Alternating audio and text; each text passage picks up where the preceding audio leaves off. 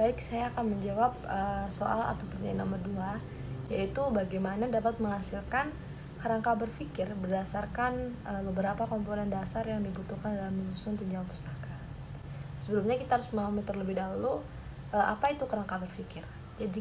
Jadi kerangka berpikir itu adalah penjelasan sementara terhadap gejala yang menjadi objek permasalahan dan merupakan argumentasi peneliti dalam merumuskan hipotesis. Kerangka berpikir itu merupakan buatan penulis sendiri yang disusun berdasarkan tinjauan pustaka dan hasil penelitian yang relevan serta harus bersifat analitis dan sistematis. Dari literatur yang saya dapatkan, terdapat langkah-langkah dalam menyusun kerangka pemikiran, yaitu yang pertama, memantapkan variabel yang teliti. Nah, untuk menentukan kelompok teori apa yang perlu dikemukakan dalam menyusun kerangka berpikir untuk pengajuan hipotesis, maka harus ditetapkan terlebih dahulu variabel penelitiannya, jumlah variabel yang diteliti, dan apakah nama setiap variabel merupakan titik tolak untuk menentukan teori yang akan dikemukakan.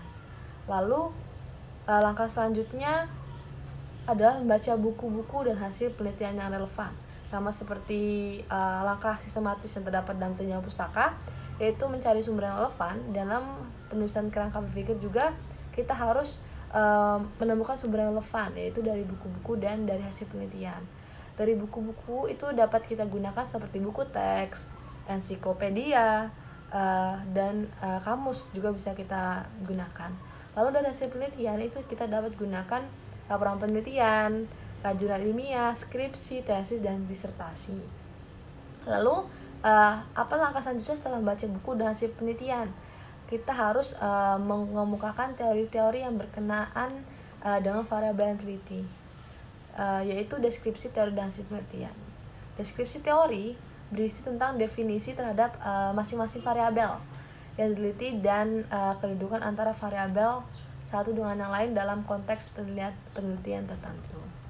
Pada tahap yang selanjutnya yaitu analisis kritis terhadap teori dan hasil penelitian. Pada tahap ini, peneliti itu melakukan analisis secara kritis terhadap teori-teori dan hasil penelitian yang telah dikemukakan. Karena dalam analisis ini, peneliti akan mengkaji apakah teori-teori dan hasil penelitian yang telah ditetapkan itu betul-betul sesuai dengan objek penelitian atau tidak. Lalu setelah analisis kritis itu ada analisis komparatif terhadap teori dan hasil penelitian. Analisis komparatif dilakukan dengan cara membandingkan antara teori satu dengan teori yang lain dan hasil penelitian satu dengan hasil penelitian yang lain, sehingga peneliti dapat memadukan antara teori satu dengan yang lain atau mereduksi jika dipandang terlalu luas.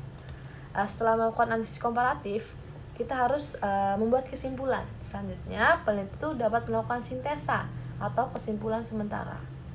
Nah, perpaduan sintesa antara variabel satu dengan variabel yang lain itu akan menghasilkan kerangka berpikir. Nah, kerangka berpikir yang dihasilkan ini itu dapat berupa kerangka berpikir asosiatif atau hubungan maupun kerangka berpikir komparatif atau perbandingan. Nah, jika langkah-langkah dalam menyusun kerangka berpikir yang kita lakukan telah sesuai, maka kita dapat membuat atau menyusun kerangka berpikir yang baik dan yang benar. Mungkin itu saja jawaban dari pertanyaan nomor 2. Terima kasih.